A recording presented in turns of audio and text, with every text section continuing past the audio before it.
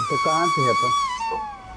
वो कहते हैं ना, लगन लगी अवस्था जागी। यानी पहले लगन लगी, फिर अवस्था जागी, खुला सारा रहस्य। वो खेल क्या है, एक उदाहरण ले लेते अपन कि मुझे कुछ न कुछ लगन लगेगी पहले, तो उसके बाद ही तो उस अवस्था में मैं आऊँगा, वो उसको क्लियर करूँगा। जैसे मुझे ये समझना है कि ये क्या है, ये चश्मा है ना, इसको ऐनक कहते हैं। तो मान लो इसका उदाहरण ले लेते हैं अपन। मेरा इंटरेस्ट आ गया नहीं यार, चश्मा पहनना है यार मेरे को, मगर सिर्फ पहनने से कुछ नहीं होता, उपयोग करने से कुछ नहीं होता। लगन लगी नहीं यार, इसके अंदर लगन लगी तो अवस्था जाग गई कि नहीं ये है किस चीज़ का, कैसे बना है, सब कुछ इसके अंदर उजागर होता है। फिर धीरे धीरे अवस्था जागती है। तो लगन लगी, अवस्था जागी, खुला सारा खेल, है ना। खुला और सब समझ में आ गया कि ये पदार्थ क्या है, ये चीज़ क्या है। ऐसे ऐसे आत्मा का भी सारा रहस्य है कि इच्छा बही एक समृत को, ताका सब मंडार, है ना। और इच्छा आवे इच्छा जावे, बाहर भीतर नक्शी की इच्छा खेला। फिर इच्छा वहाँ लुकाना, माने वहाँ से इच्छा परमेश्वर ने रोक दी। मगर जब शुरुआत में जब इच्छा की थी तो इच्छा से निर्माण तो हो गया ना, इच्छा से जीव भी निर्माण हुआ। जीव जहाँ जाएगा उसके लिए कैसे रहेगा, क्या है, प्रकृति निर्माण हुई, जीव जगत निर्माण हुआ। अब उसने इच्छा वहाँ करना बंद कर दिया परमेश्वर ने। तो इसका मतलब ये नहीं है कि सारा खेल खत्म हो गया, नहीं। अब जीव इच्छा कर रहा है। अब जीव की इच्छा देखो तो अनंत अनंत इच्छा। क्या ये बना लूँ तो क्या हो जाए, क्या हम हवा में उड़ सकते हैं क्या? प्रैक्टिकल करने की कोशिश की, चाहे युक्ति हो चाहे कुछ भी हो, अमल में लाकर युक्ति को सफल बना लिया। चलो, क्यों? क्योंकि जो भी कल्पना करेंगे वो, कबीर साहब ने कहा है कि जो उगे सो आँख में, जो फूले कुमलाए। यानी जो उगता है वो अथमता है, माने उसको आज तो भी होना है। वो जो बनता है सो बिगड़ता है, कहा है जो बने सो बिगड़े। तो जो कल्पना जीव करेगा, जो निर्माण करेगा, वो भी बिगड़ना है। अब जो भ्रम है वो है निर्माण, और निर्माण किससे हुआ? इच्छा से। इच्छा की तभी तो प्रैक्टिकल करके कुछ निर्माण किया। अब जो निर्माण है उसको वास्तविक समझते हैं लोग। ये शाश्वत, ये अजर वस्तु एक निर्माण गति में आ गई। क्यों? क्योंकि बाहर भीतर इच्छा खेला, इच्छा में जा रहे थे। अब इच्छा खेलते खेलते ये कुछ ना कुछ नया बनाते बनाते टेक्नोलॉजी में इतना व्यस्त हो गया है जीव। अब ये निर्माण भी आगे जा रहा है, यानी भ्रम।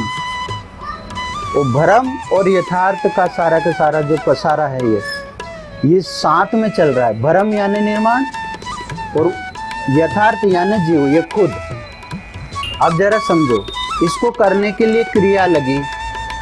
क्रिया माने कार्य। कार्य करने के लिए समय लगा, परिश्रम लगा, सब कुछ हुआ, है ना। तब जाके ये सक्सेस हुआ। फिर भी ये इसको क्या चीज़, कबीर साहब क्या बोल रहे हैं? काल्पनिक वस्तु।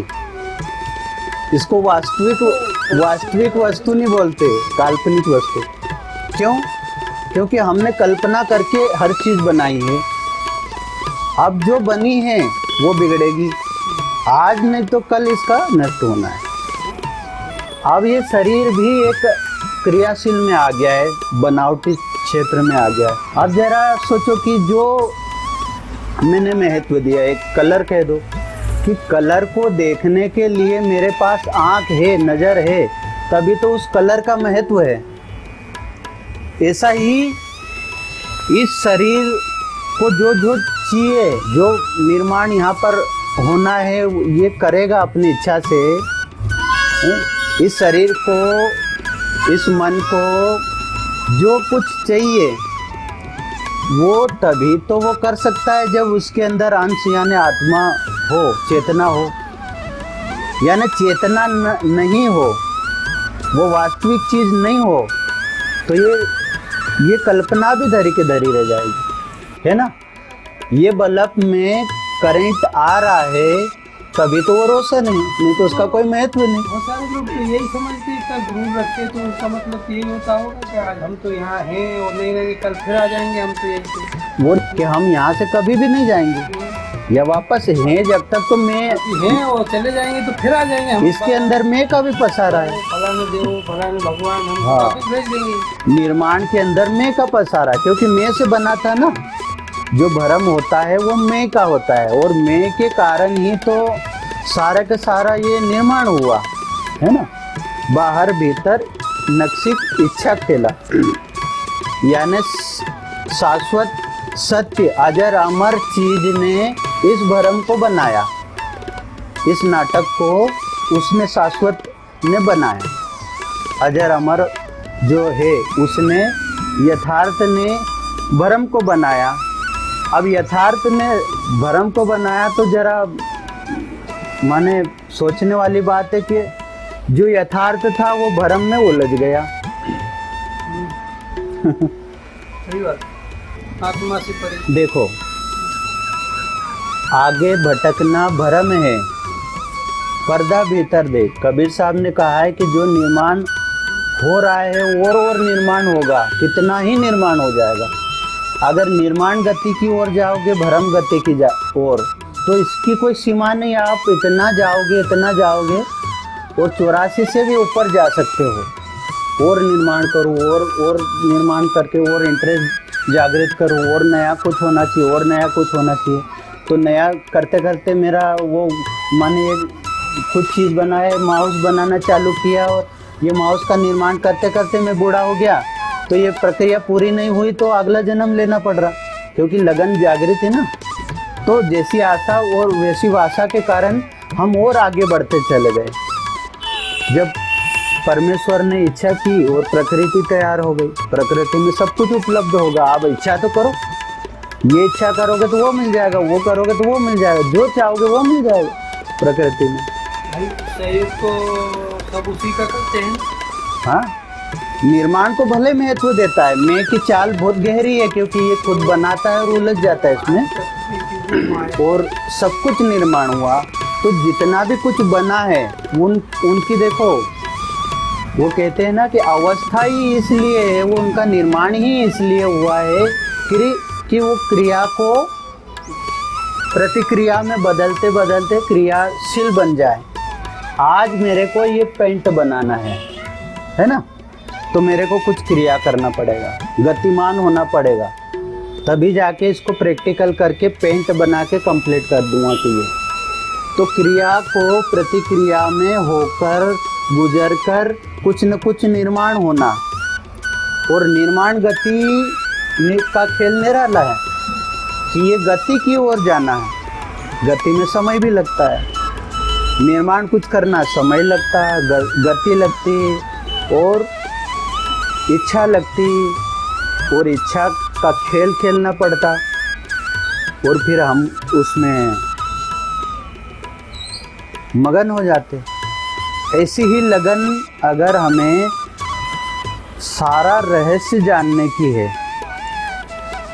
तो परमेश्वर के खेल को हमारे अलग कबीर साहब का जो मत है उसके दृष्टिकोण से सोचना पड़ेगा कि ये पसारा क्या है, ये निर्माण क्या है, और निर्माण होकर भी क्या पाना है, लक्ष्य क्या है, अंतिम अवस्था हमारी क्या है, और अंतिम सत्ता उसकी क्या है।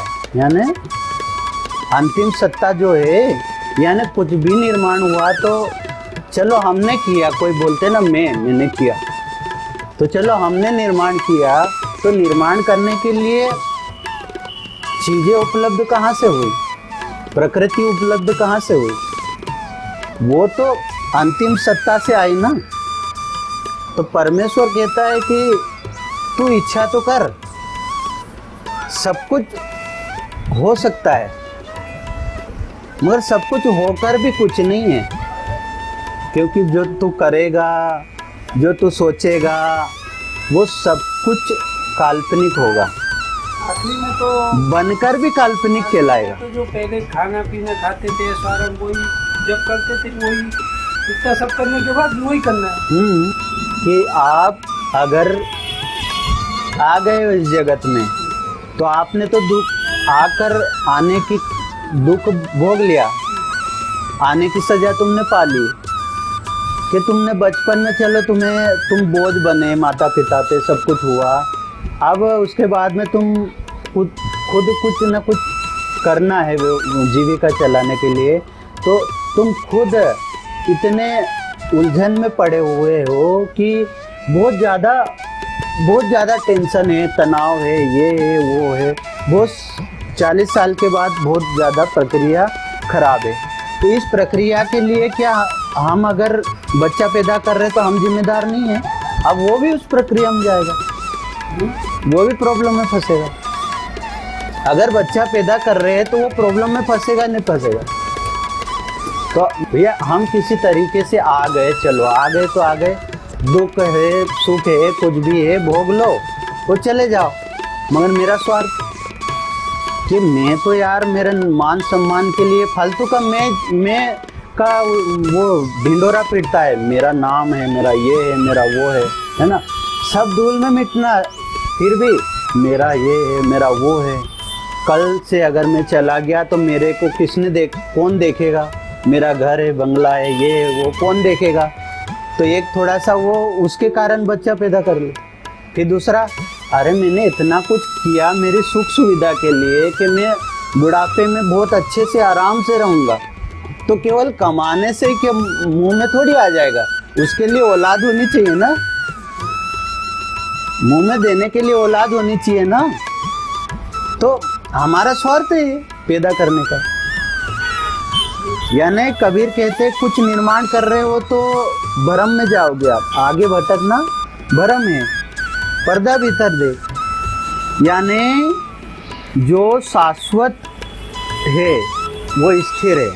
जरा अब टोटल मिला के बात ये आ जाती है, जो शाश्वत है, आनंदित है, वो स्थिर है, और जो परिवर्तनशील है वो क्रियाशील में है। अब क्रियाशील क्या है?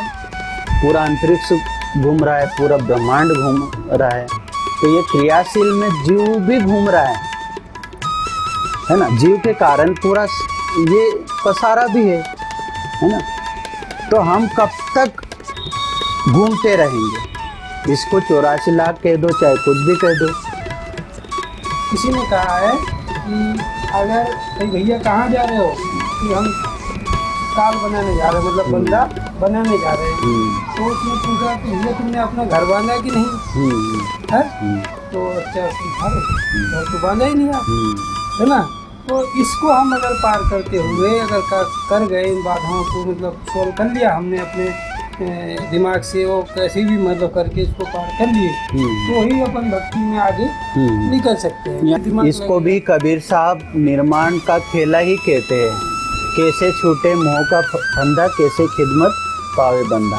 आप जो कह रहे हो कि नहीं मैं आ गया तो मैंने क्या बच्चा पैदा किया, क्या मकान बनाया, क्या परिवार बसाया, क्या?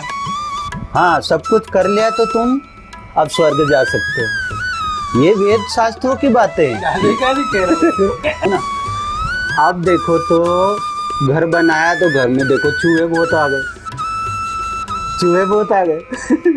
अब चूहे को भगाने के लिए बिल्ली भी चाहिए। बिल्ली पाल ली एक।